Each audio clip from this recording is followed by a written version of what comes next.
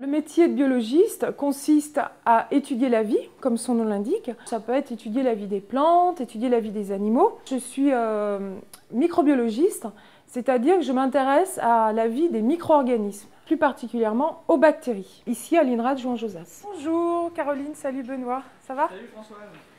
Bon alors, qu'est-ce que tu as prévu de faire aujourd'hui comme manip? Moi j'ai suivi une formation uniquement universitaire, c'est-à-dire que j'ai l'équivalent d'une licence, 1 et 3 actuellement, et un master recherche, qui à l'époque s'appelait un DEA.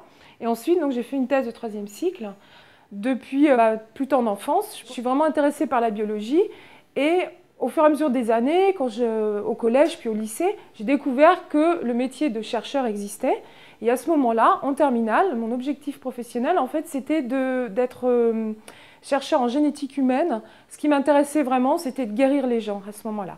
Et ensuite, j'ai fait mes études universitaires. Là, j'ai découvert la microbiologie. Ça a été un peu une révélation. C'est un métier quand même qui est assez polyvalent. On a quand même des tâches assez différentes et assez variées à remplir. Une des choses importantes, ça va être l'encadrement de personnes. Donc ça va être à la fois des personnes, des techniciens par exemple, donc du personnel technique, mais aussi des étudiants.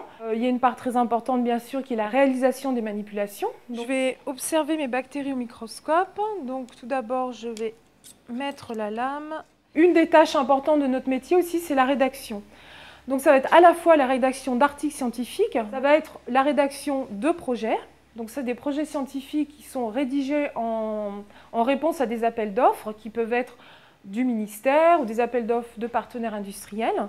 Alors moi, ce qui me plaît vraiment dans ce métier, c'est que c'est un métier où on a une liberté assez importante et sur plusieurs aspects en fait.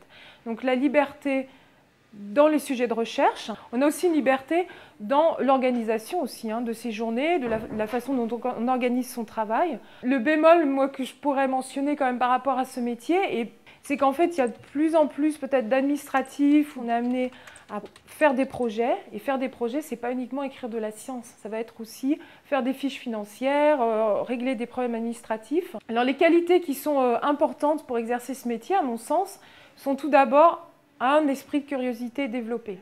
Ça me paraît essentiel. Un sens de l'observation aussi développé. Et également un bon esprit de synthèse. Et je dirais aussi que ce qui est important aussi, c'est d'être patient, d'avoir du recul sur les choses et d'être tenace dans ce que l'on fait, puisque dans la recherche publique notamment, il faut attendre souvent longtemps avant d'aboutir à un résultat complètement finalisé. Ce qu'on peut faire, c'est après passer des concours en interne pour être directeur de recherche. On peut aussi choisir de faire beaucoup plus d'enseignement. Maintenant, on peut aussi choisir d'être un peu plus déconnecté de ce domaine-là. Par exemple, la communication au niveau d'un centre de recherche.